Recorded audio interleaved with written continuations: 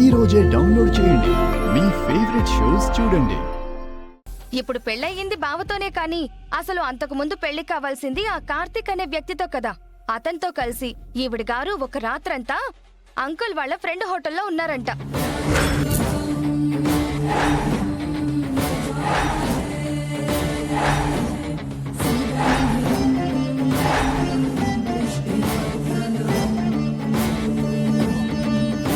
వైశాలి, మా అక్క గురించి పిచ్చి పిచ్చిగా మాట్లాడితే బాగోదు. పిచ్చి పిచ్చిగా వాగటం కాదు, మీ అక్క స్వయంగా తన నోటితో చెప్తూ ఉంటే మేం విన్నాం. అది పచ్చి నిజం.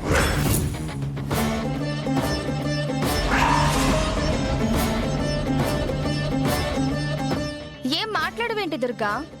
నువ్వు నీ మాజీ ప్రియుడితో హోటల్లో రాత్రంతా గడిపింది నిజం కాదా?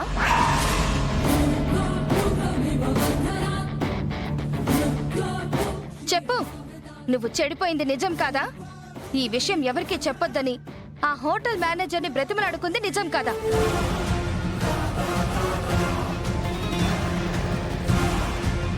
వైశాలి, ఇంకొక మాట మా అక్క గురించి తప్పుగా మాట్లాడవంటే నాలుక కోస్తా. ఏంటి, నా నాలుక్కొస్తావా? నేను చెప్పింది నిజమని నిరూపిస్తే మీ అక్క తల తీస్తావా? నేను ఆ హోటల్కి వెళ్ళలేదు, ఒక రాత్రంతా అతనితో ఉండలేదు అని చెప్పి మీ అక్క నోరు తెచ్చి చెప్పమను.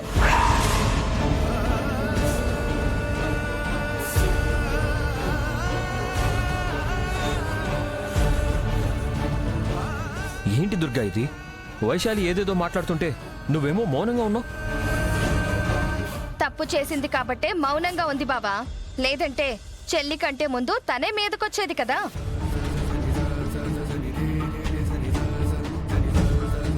అక్క, ఏం మాట్లాడవేంటక్క? ఇదంతా అబద్ధమని ఒక మాట చెప్పక్క.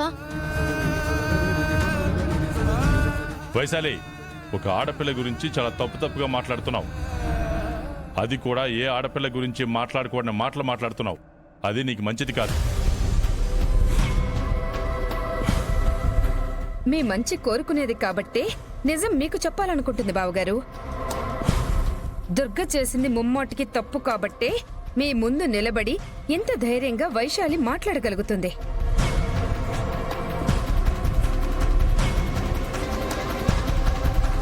దుర్గా, ఏం జరుగుతుందిడా? ఆ ఎమ్మేమో ఏదేదో వాగుతుండాది, నువ్వేమో సడి చప్పుడు లేకుండా నిల్చొనుండావో. నువ్వు నోరు తెరవకపోతే వాళ్ళ నిందలే నిజాలయ్యే ప్రమాదం ఉండాది. లేదండి, వాళ్ళ మాటలు నమ్మకండి. మా అక్కని అపార్థం చేసుకోవద్దు. కావాలని ఆ వైశాలి మా అక్క మీద నిందలు వేస్తుంది.